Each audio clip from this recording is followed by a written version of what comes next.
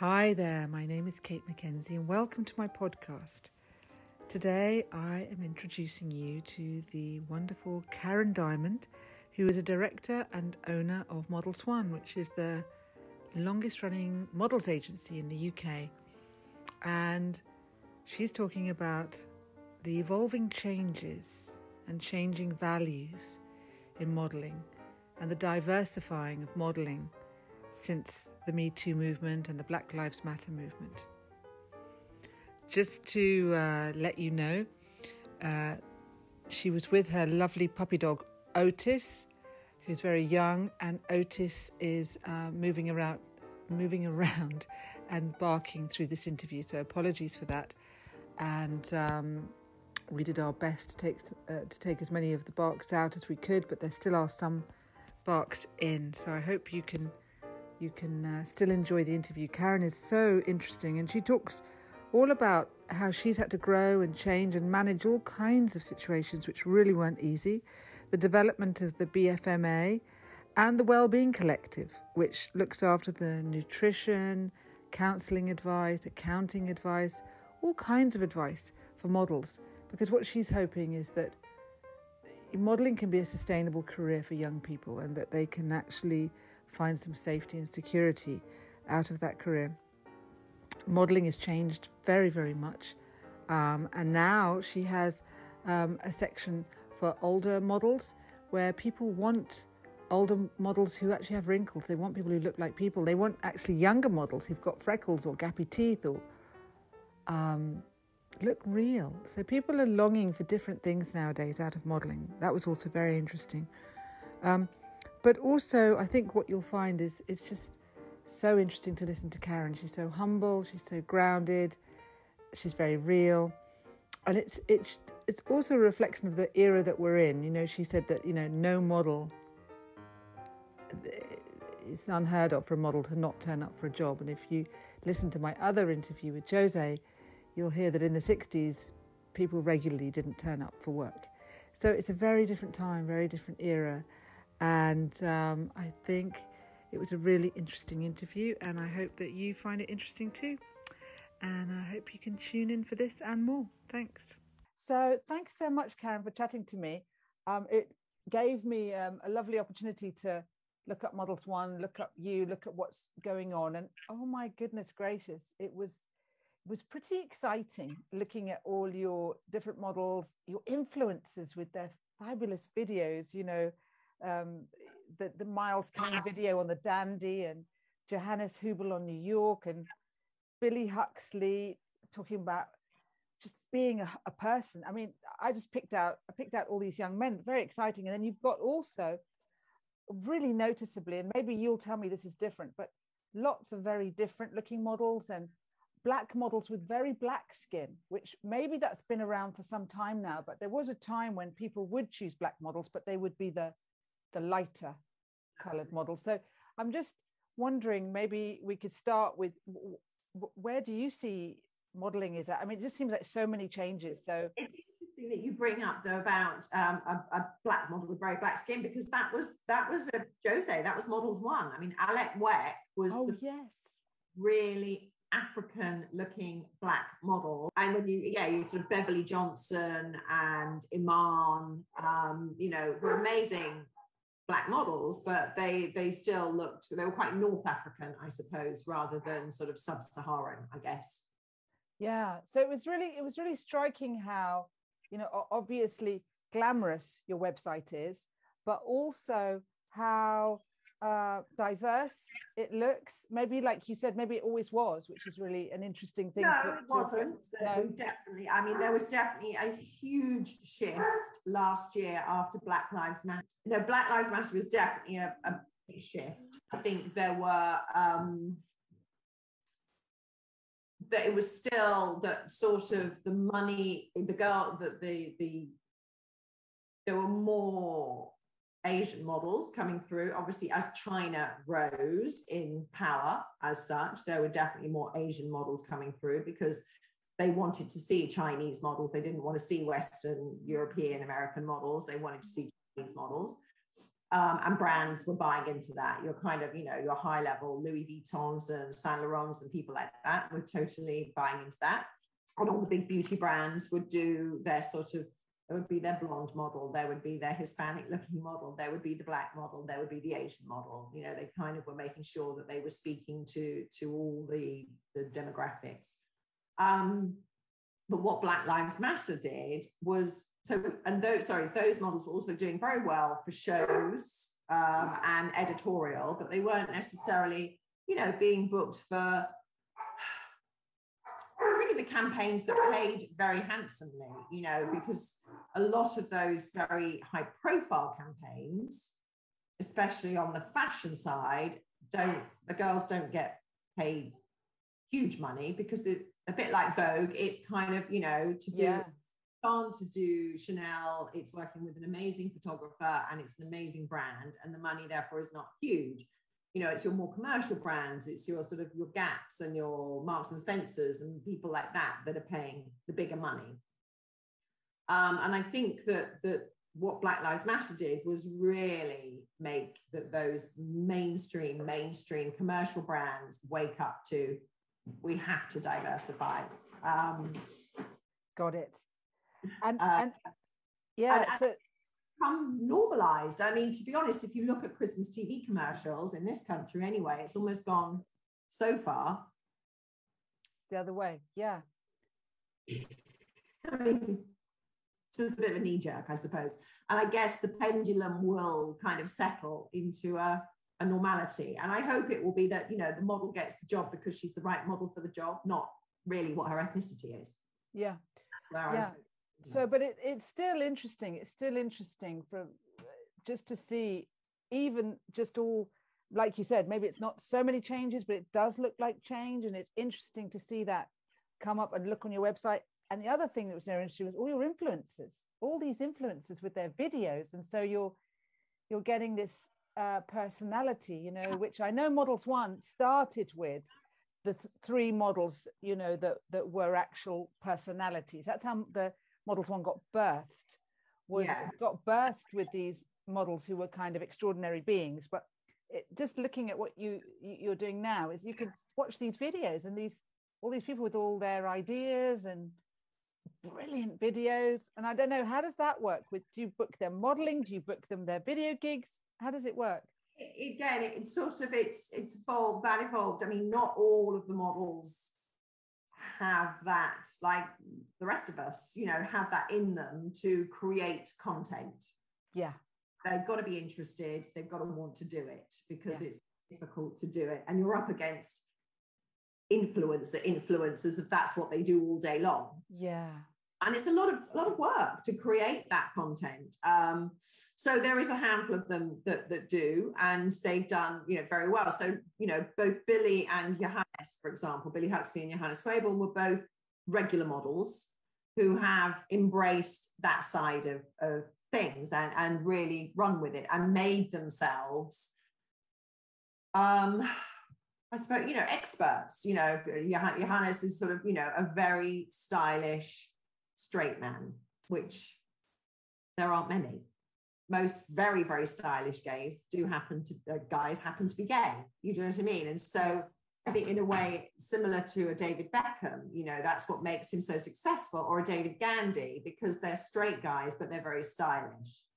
And Billy obviously, really built on that tattooed beardy thing when it was a thing. And he was, the first model that looked like that. So he definitely became a sort of a cultural icon. And it was around the time of Instagram, really, the fashion industry really buying into Instagram, which is still, for social media platforms, Instagram is definitely the one that the industry relies on most. And from a model's perspective, I don't expect them all to be influencers, but they do need to have really an Instagram platform, because that's where clients want to see their personality. They want to see what they're buying into. And I think that almost came out of the fact that portfolios became almost homogenized because there was so much retouching. You didn't really know what the model looked like, So I mean, could look so different in different images, which they always used to, but pre-retouching, that was down to the skill and the creativity of the team. Because you knew that's what the model looked like, even if the makeup was more dramatic or the hair was this, but that was actually what the model looked like. But with digital retouching, who knows what the model actually looks like, because so much was being done in post-production. And again, I think we've slightly come back from those extremes, because I think the public have spoken. Again, that's something that social media has given, is given the public a voice to say, I don't like that, or I don't know what that person looks like, or I don't relate to that person, because who knows, you know, that whole perfection thing. I do genuinely think that the public have spoken, because another shift that I've really seen that again came from the Black Lives Matter movement was this general diversity. And what I'm being asked for now is older women who look like older women, not super well preserved because they've had Botox or fillers and they're actually 55 but could be 35 on a good day in the right light. That they're wanting to see women who've got lines. They want them to look fabulous, but they want to see that they've got grey hair, that they've got lines, but they are incredibly stylish older women. No, that's so interesting, because so are people, as well as wanting to see older models with wrinkles, are they wanting to see young people also look more real and less made up? Yes, I mean, I think we've had, you know, we're getting, you know, freckles, gappy teeth. I mean, they've still got to be beautiful, but they don't have to be perfect. So there's beauty in all sorts. They've still got to be photogenic. There are still the same things that are required. That's so interesting, isn't it? So there's these shifts and these longings that kind of come in waves, different waves that come through. And what is interesting also is, though, that there is still an element of what still within the industry really works for a long career is a classic beauty.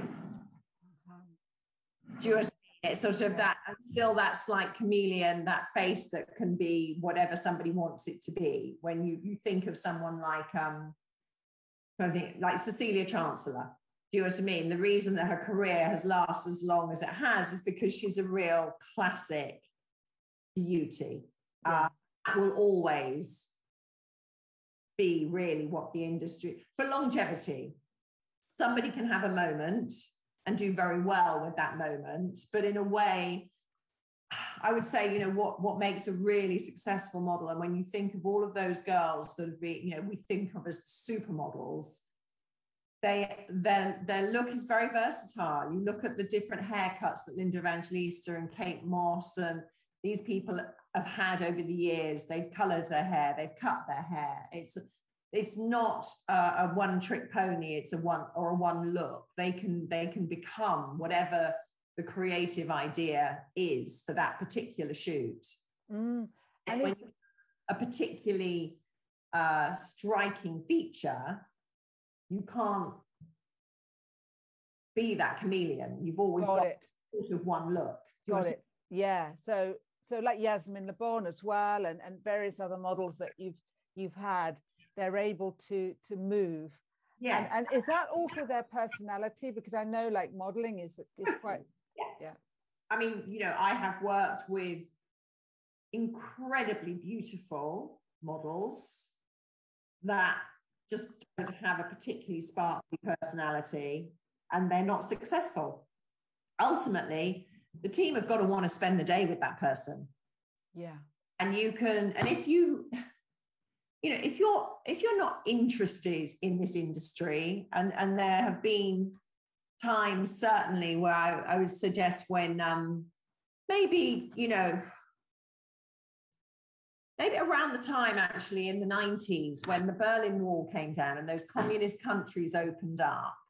And I think there were, you know, modeling was perceived to be a good earner.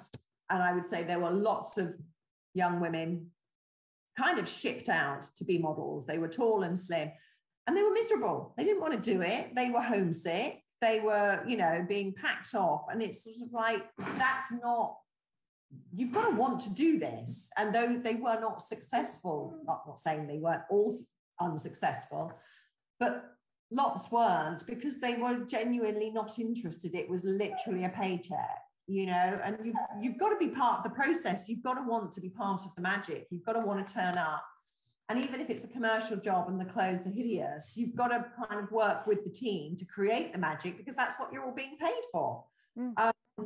You know, obviously what you want to do is to be shooting for Vogue with incredible clothes. But even on, as I say, on those jobs where the clothes are more challenging, that's what you're there for. You're being paid to create magic and sell that magic. And so you've got to be inspired and be part of the process.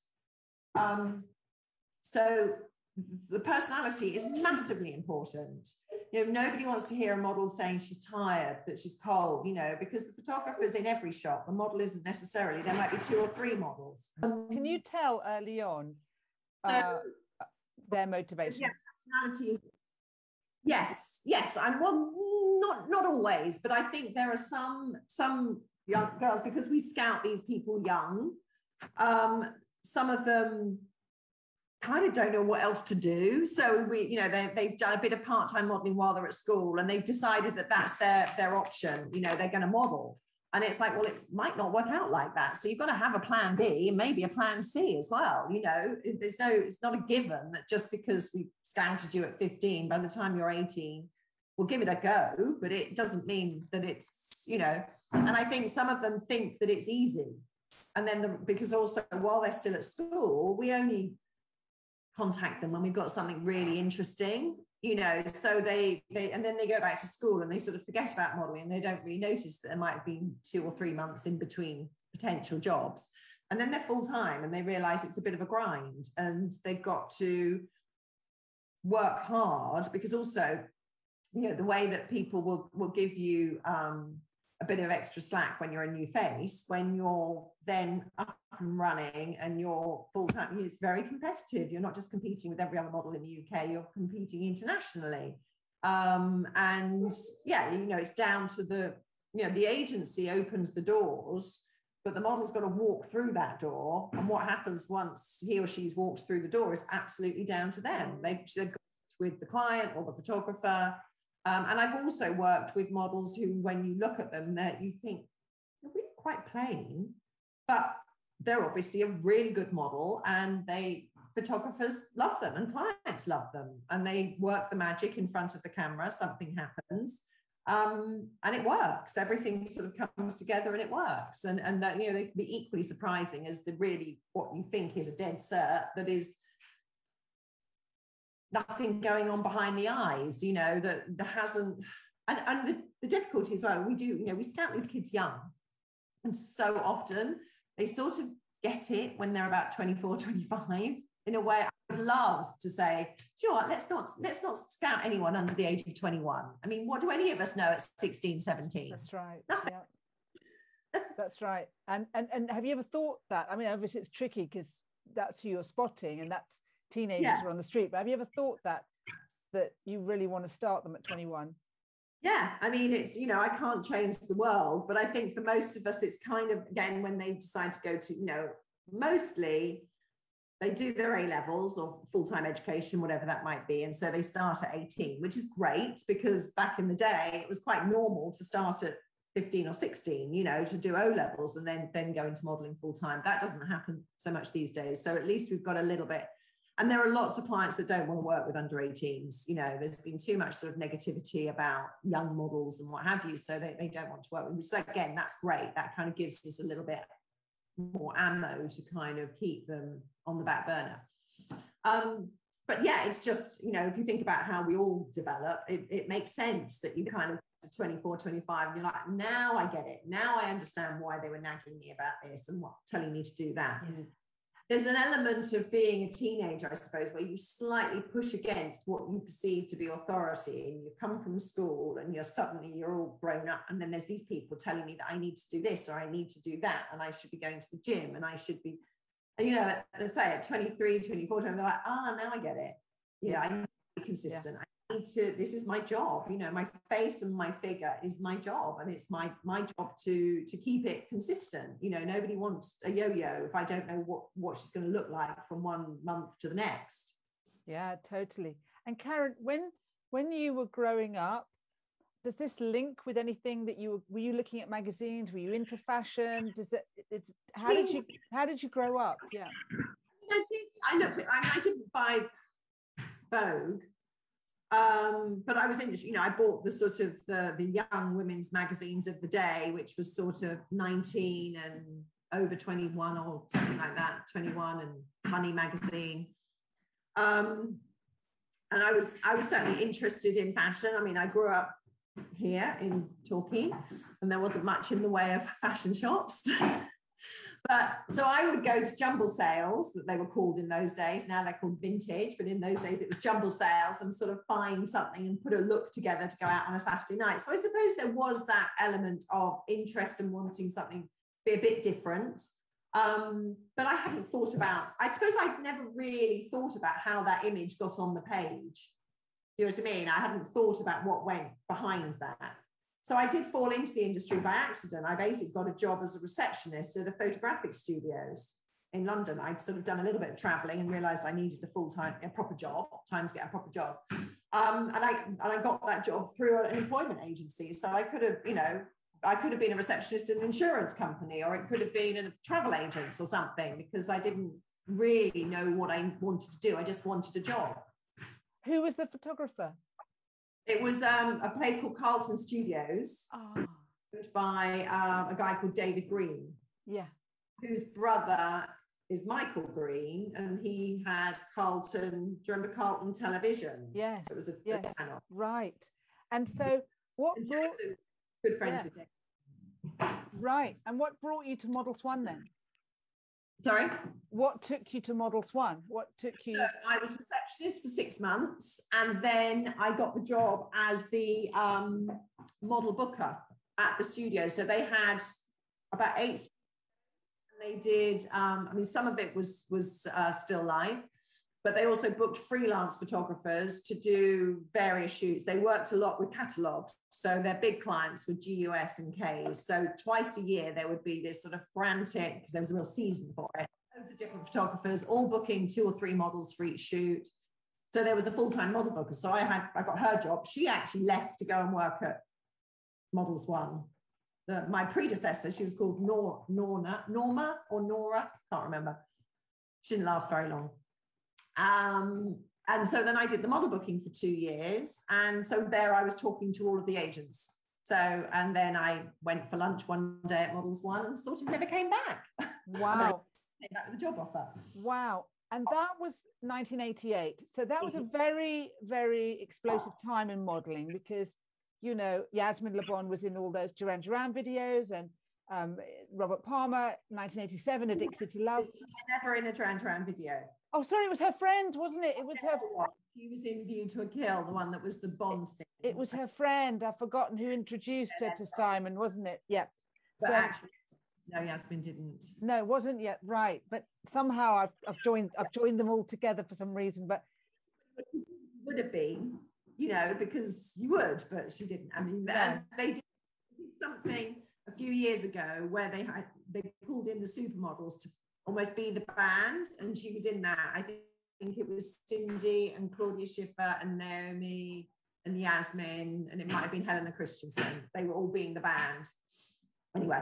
Of the band of Addicted to Love, or another band? Or... It was a Duran Duran video. But that's brilliant. Yes, were the band as such. Oh, that's brilliant. Video for So what? They had a cover and all stuff. So what was that like? Because the 80s was that, you know, video was really coming in strongly, and Rachel Weisz was there at that time. You know, there were various, maybe she wasn't, but she was there in 87, but there was all these, modeling was a big thing in the 80s. Models were big, and people knew who models were, and Models One models were very big. What was that like when you joined Models One? What was that like? And learning from Jose and April, what was that like for you? It was amazing because you suddenly, you know, I was suddenly in this world where you know, I was talking to famous people. Yeah. People that other people had heard of. Yeah.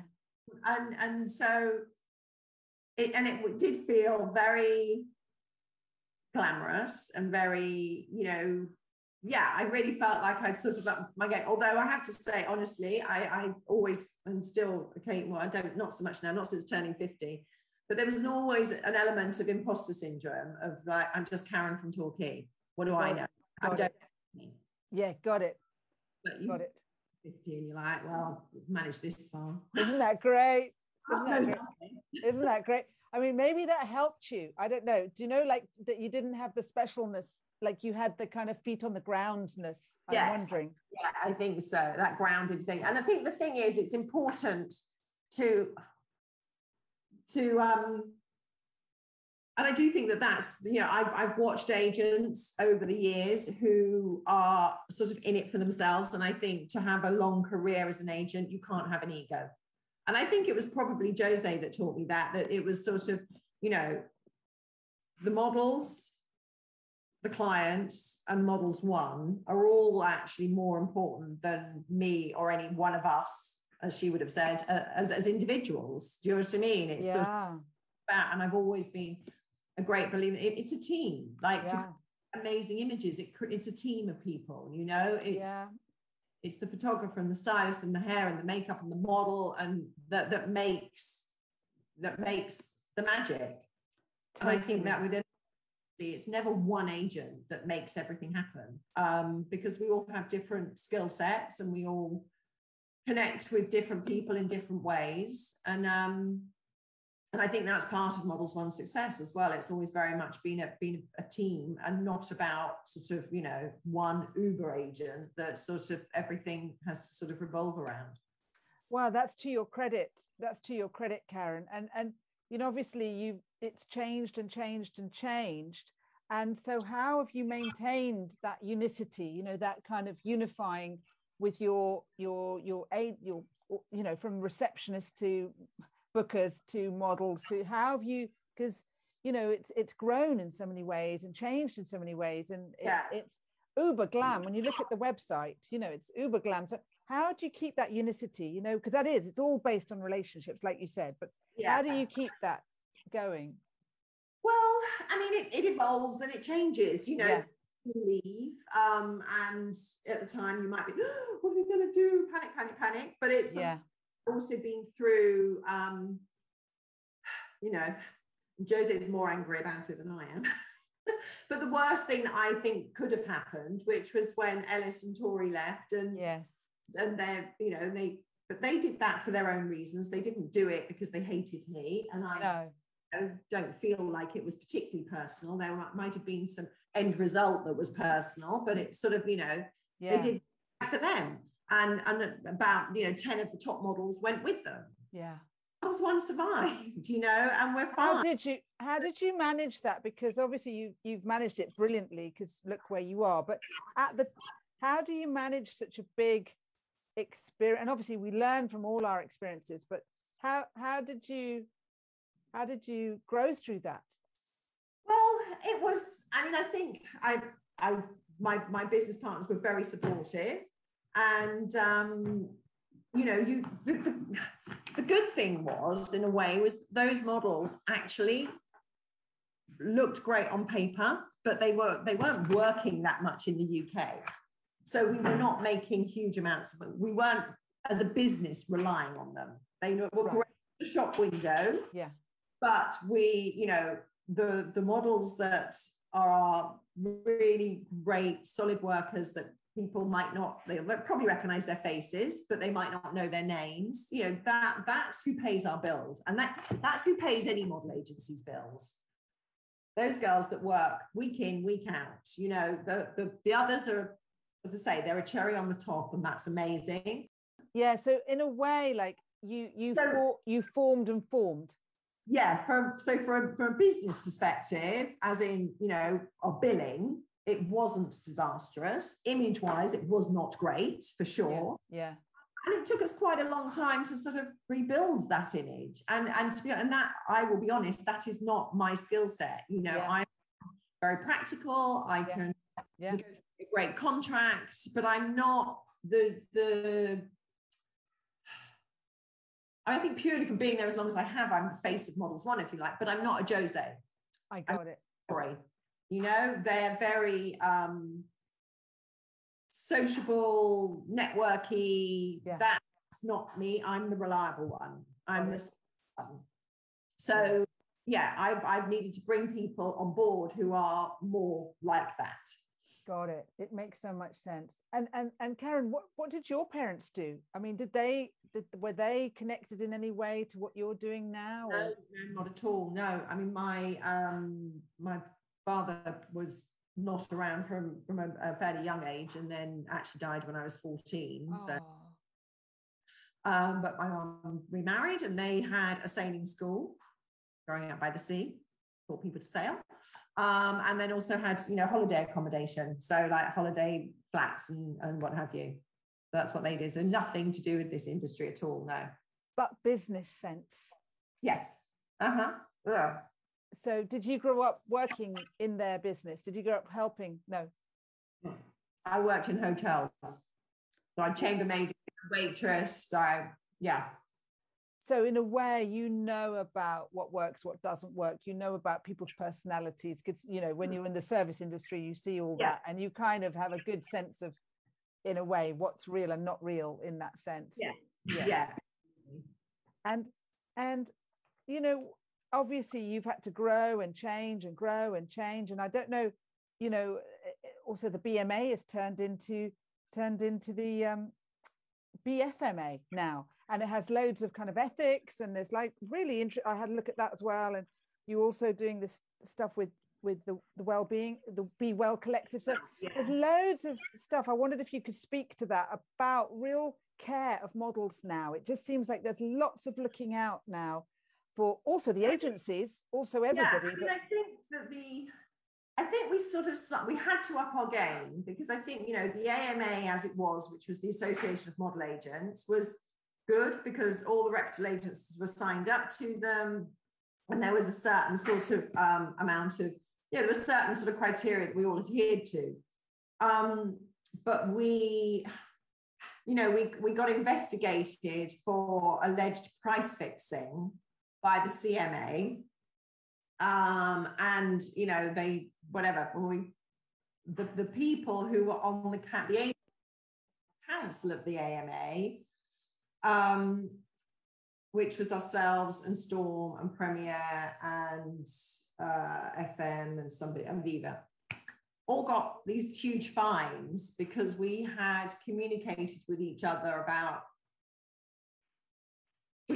what they call it, sharing financial information, basically. So if a client phoned up and had a casting and we thought the money was not good enough, we would warn each other to be aware of it, which is not allowed.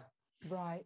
Whereas we were trying, you know, this was always trying to do the best for the model. It wasn't sort of let's all gang up and agree what we're going to charge. It's just be aware that what they're offering isn't, you know, just look at it. Anyway, it doesn't matter. That was then. So then the BFMA had to sort of slightly reinvent itself. So which we did, and or has been done, and we're now under the umbrella of the British Fashion Council, and with Be Well, and it, you know, it really is just being a bit more public about the good work that we do, because I think people think that model agents are sort of, you know, down there with politicians and estate agents, basically the lowest form of life.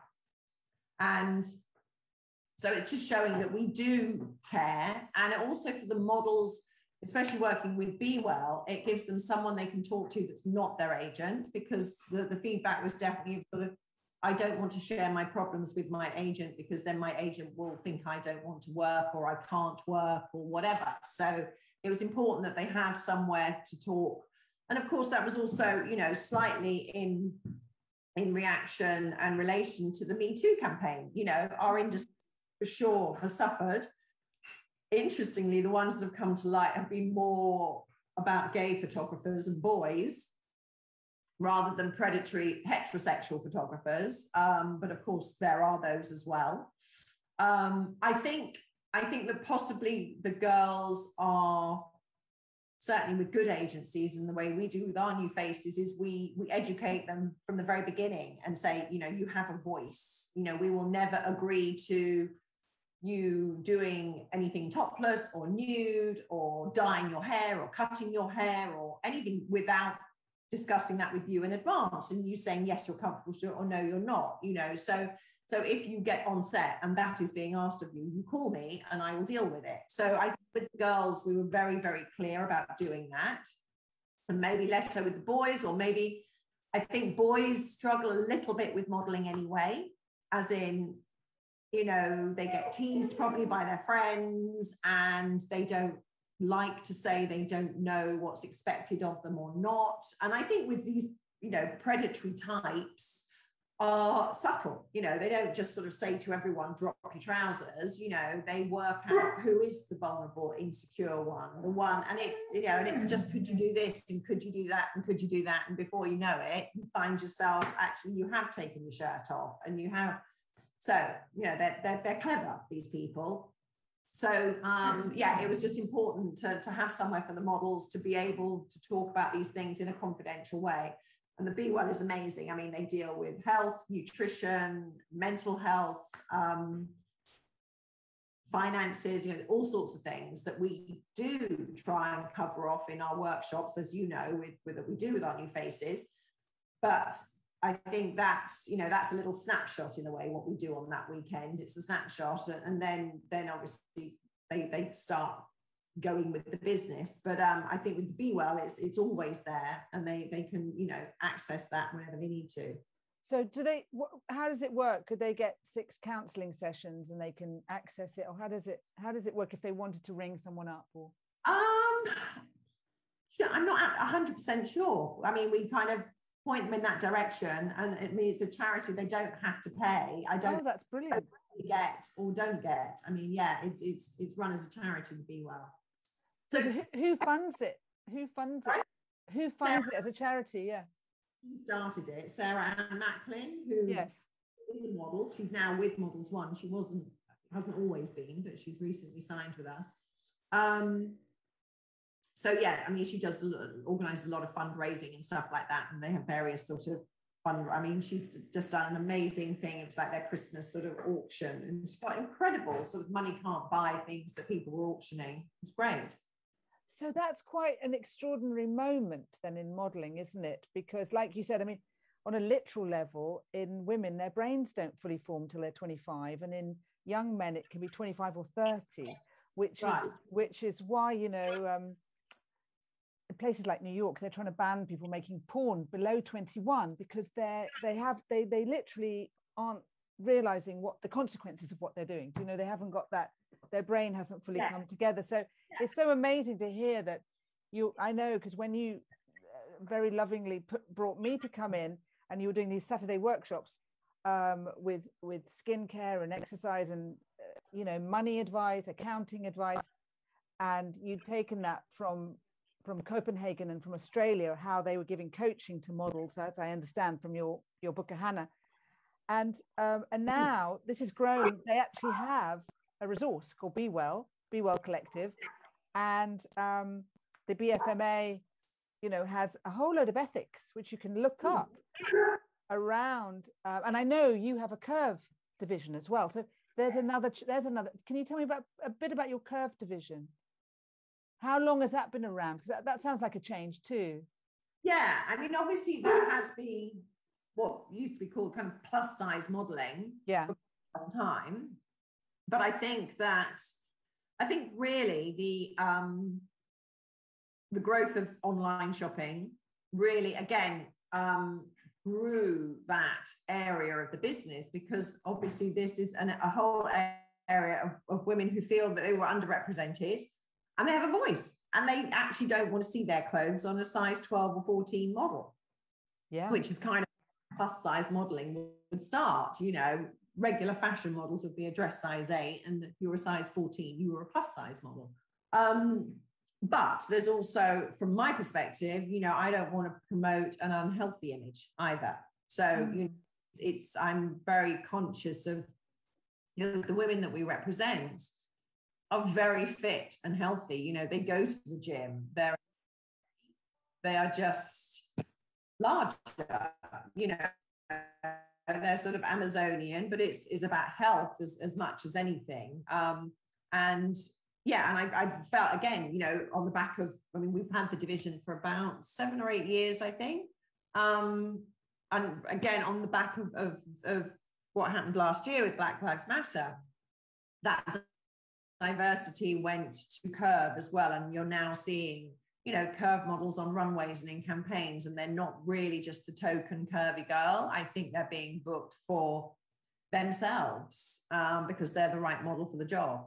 And we're getting a lot more on what used to be kind of what I would have said was no man's land, which is a dress size 10, 12, because 8 was fashion models and 14 was curve models, whereas we're actually specifically getting clients asking for that.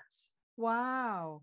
So you're really a witness to how, we're all changing and all our values have been changing in the last few years, but you're actually integrating these results of all the kind of world shifts. They're just coming through and changing. Supply and demand, and we're reflecting, I suppose, what's being asked for. Some of them, we might have been, if you like, ahead of the curve, but it's reflective. If nobody was booking them, I wouldn't be representing them.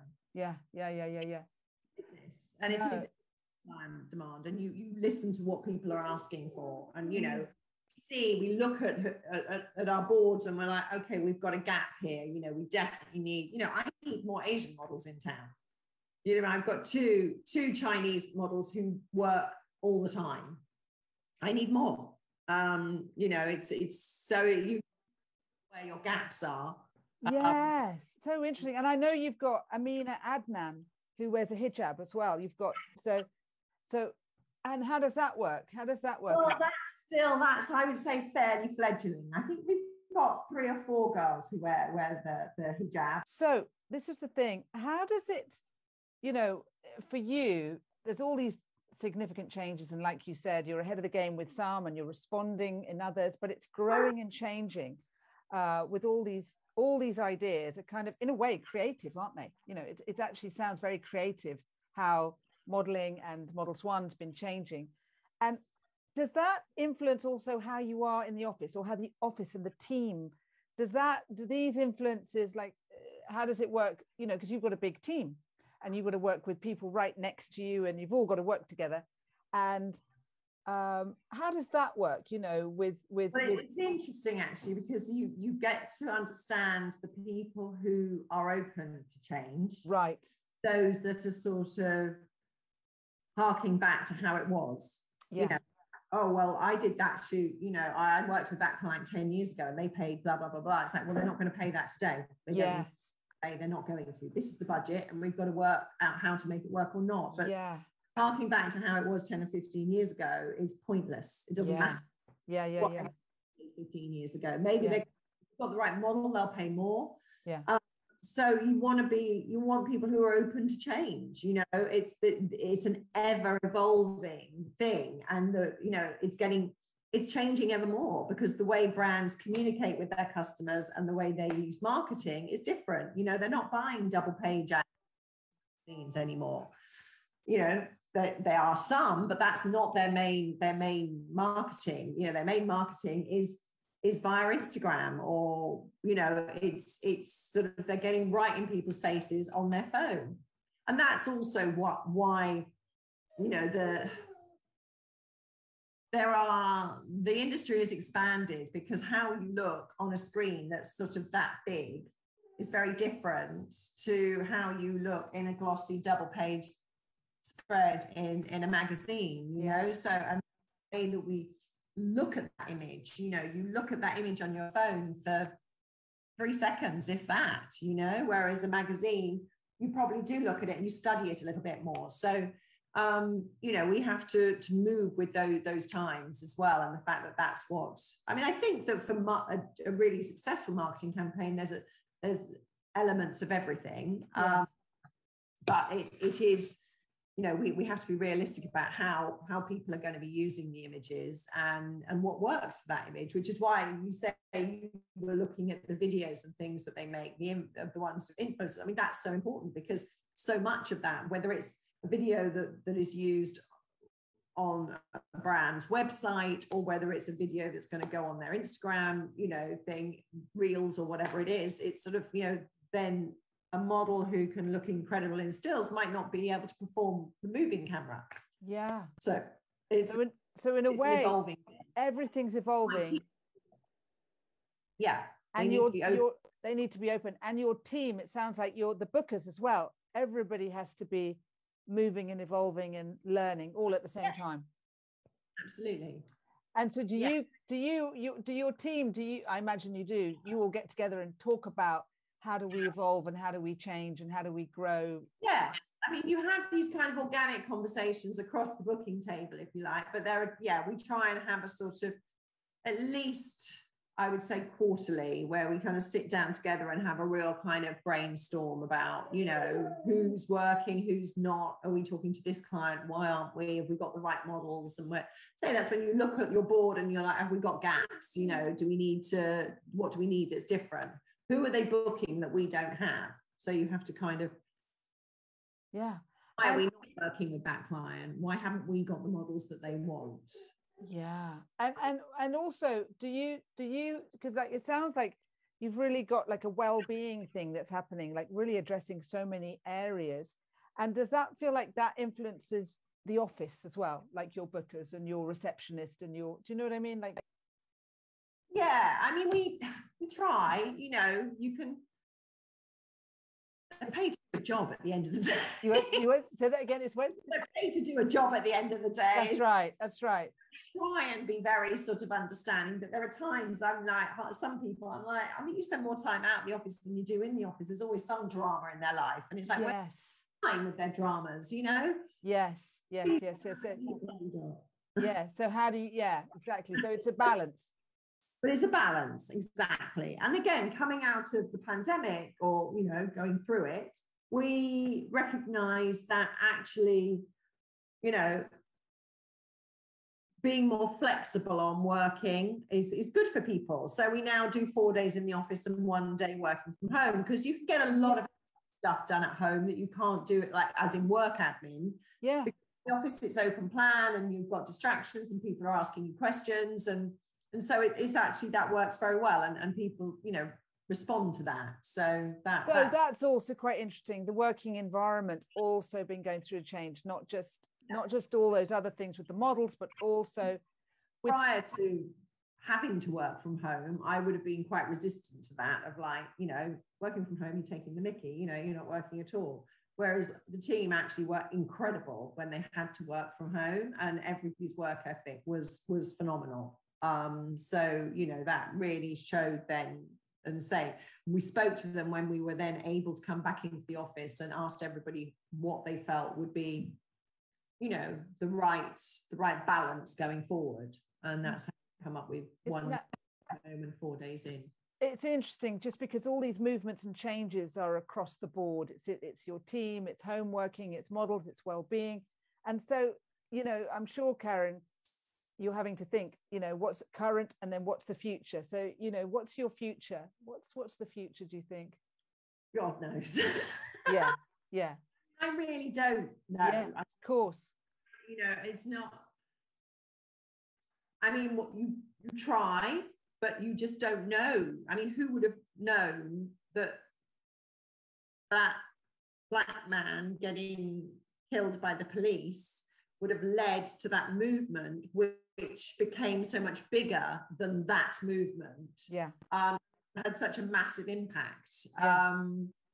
You know what I mean? There have been other people killed by the police before and since, but that was maybe because it was all in the middle of the pandemic as well. Yeah. It's just a sort of a perfect storm that came together, and people were kind of, what is happening in this world? You know, maybe all it is the bigger picture. Yeah. So in some ways, like you said, you know, there could be more and more and more value changes, And because you're practical, down to earth, in some ways your background is really the key, isn't it? Because you're able to respond to change, or you have done, you've had to, but that maybe is why Models One stayed so successful. Yeah, I mean, I felt when I took over with the other two from Jose and April and Dick, that, you know, it was incredibly successful, and my job was to steer this very successful oil tanker, basically just not crash it. You know what I mean? Because it was already there. I didn't start it from scratch in a back bedroom. I'm not that brave. Got it. You know, Joe and April did, and actually Tori and Ellis did. You know, I took on something that was already very successful, and I thank God I haven't messed it up on my watch. You know, maybe, you know, I didn't crash the tanker. I didn't sink it. Yeah, congratulations. And it's evolved and it's morphed, but it's still remained Models One. And I think the sort of the ethos of Jose and April is still very, very strong at the agency. Yeah. What do you think that is? What is that ethos? I always felt they wanted their models was longevity. You know, they were never flash in a pan, and they did for their models. You know, so it wasn't just a case of let's throw them at the wall, see who sticks, and we'll focus on those, and doesn't matter about the rest of them. You know, they genuinely believed in everybody that they represented, and it doesn't always work out for many reasons. You know, maybe the clients don't want that model, or the model doesn't want to do it, but you believe when you take them on, it's not just a sort of, oh, let's give it a punt, and if it doesn't work, it doesn't matter. Don't care what happens to that person. So yes, but there's that, and I think and they're also very you know, I've had moments where there are certain online brands that we don't get any work with, or very little work. And I've looked at it, and I look at the models that they book, and I'm just like, well, I don't get it. So we don't, that's just a client we can't work with, because we're never going to represent the sort of models that they want most of the time. And that's fine. You know, there's a market there for it, and other agencies have models like that, and that's great, but we don't. So it's okay. There are other clients we'll work with. So, you know, it's sort of, again, believing in what I and the rest of the team think is beautiful. So it's in a way, Karen, you always responding to a client's desire, because say there are certain brands that I say they're booking models that I don't understand. So there's no point. You know, there'd be no point me thinking there's an X amount of money to be made there, so we need to represent models that look. I've tried by sort of scouting the odd one, and it's like, and it doesn't work. It's like, because I don't get it. Got it. So in a way, it's staying true to you.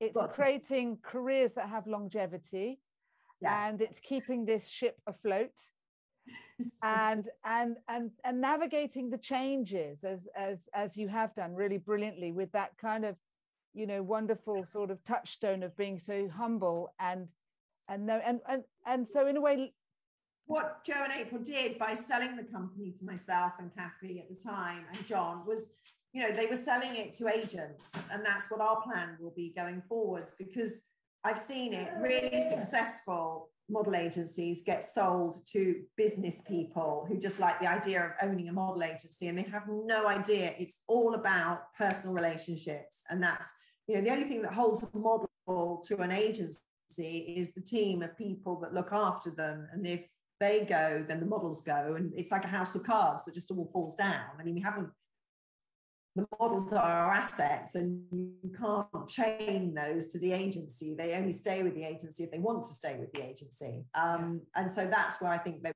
smart, and that's why I would do the same going forwards. You know, it will be the next generation of agents that I would want to sell to. Yeah, it makes so much sense. It's longevity. It's working with what you can work with, not what you can't work with. It's adapting. It's working with values as they change in society, and also making sure that your agents are the people that you hand this on to, because it's right, you know, other people, you've got to be bothered, haven't you? You've got to be bothered. Yes. And is there anything that is like passionate for you about certain aspects, like even change in the world or a charity or anything that relates in any way? Or is it just all of it's like part of the same. Do you know what I mean? So sometimes people have got like their thing that they've left, their legacy, and they've made those changes, which it sounds like you have done, you know, adapting to Black Lives Matter, adapting to well-being, adapting to getting models more knowledgeable, you know, being aware of which brands are going to take your models on and not, and in a way knowing your own form. And I suppose there's a legacy that you're leaving in some way. Even the fact that the BFMA is formed, like you said, there was a case against you, but out of that has formed other things, you know. So there's been quite a lot of it sounds like during your time when Jose and April formed, they were like almost the only one till the 80s. There was Lorraine Ashton's, and there was other model agencies, but it didn't last as long. No. So until the 80s, they were kind of on their own in terms of the UK. Yeah. And now you've got many. No. But it's like it's like you've had to form, and you're forming your own legacy with the many, and all of you forming so many different things. And so I suppose my question would be, what do you feel, what's your legacy? Well, I would always, you know, what I always think with models as well is what I want is for them to I love them to come out of the industry with some sort of financial security. If they've got is paid for, I think they've had a really good career, because for all of us, our rent or our mortgage is our biggest outgoing. So if they can own a London flat that is paid for, they've had a great career. Because then they can either live in it or rent it out. It gives them that security to be able to, financial security, to go and do something else after modeling. Yeah. So in some ways, you're actually supporting all these people with their lives and doing it well and taking care of them. Out of it with, you know, whether they do it for 2 years or 20 years, that they come out of it having had a great experience and enjoyed it and known that they've been supported and looked after. And able to go on and then do other things, because it's an amazing job if you love it, you know, and you are successful at it. You work with incredible people, you get some amazing experiences, but you have to work hard at it. You know, it's not easy, and it's sort of not for the faint-hearted. And you know, also, Karen, that's the other thing, is that the idea of helping people to actually make something work properly, so this is sustainable for them. It's really caring, and that's the thing I get. It's kind of like mothership, you know what I mean? Like making sure everything's cared for, people are informed, people are aware, and it's not what it was in the 70s and 80s when it's just much more business-like, you know. And I think and we are accountable. You know, it was almost like a sort of I guess in the 70s and 80s, it was otherworldly. It was a tiny business that people were involved in. And there was some decent money to do, but the models weren't really making great money in those days. I mean, it became more business-like in the 90s, I think. And when it becomes more business-like, then it becomes accountable. You know, people are... very good point. Very good point. It's business, you know, there are contracts now with, you know, for every job I do, there's a contract, you know, so the model has got to turn, you know, everyone's accountable, everyone's potentially can be sued. So it's a proper business. Do they, because I know America has a suing culture, but does English culture have a suing culture? No, we just try very hard not to make mistakes. I mean, I've never had a model just not show up. Right. Reason, because I've never had a model just not show up because they can't be bothered, and they certainly don't not show up these days because they've got hangovers. You know, it's not acceptable. Right. So it's a completely different era from the 60s, where English Boy, where Jose worked, people regularly did not turn up. So that was too much extent. Wouldn't happen. No. There's 25 people standing in that studio waiting for the model to show up. It doesn't happen. So very, very interesting. The photographer was probably out with the model the night before anyway, you know, it was sort of, and then they may or may not all go to work or not. So totally different. Thank you, Karen. Bless you. Take care. to do it again if there's more. That's okay. Very kind. Bless you. Take care. Lots of love. Bye. Bye. So that was Karen Diamond, director and owner of Model Swan, longest running model agency in the UK. And what an interesting, humble and lovely human being she is. And I feel very privileged to have had the time with her. How thoughtful she is, how caring she is, and how nurturing she is. You can see why she's built such a successful business. She's very grounded, very thoughtful, and she's able to respond to the changes that keep coming as we grow, all of us, into a society that really takes on difference, diversity, intersectionality. So it was a really amazing interview for me, very interesting to discover how she's working and how it's working relationally for her with her clients, her models and her team. And so I hope it's left you with some interesting thoughts. So thank you for tuning in. Tune in for more shows, and thank you so much.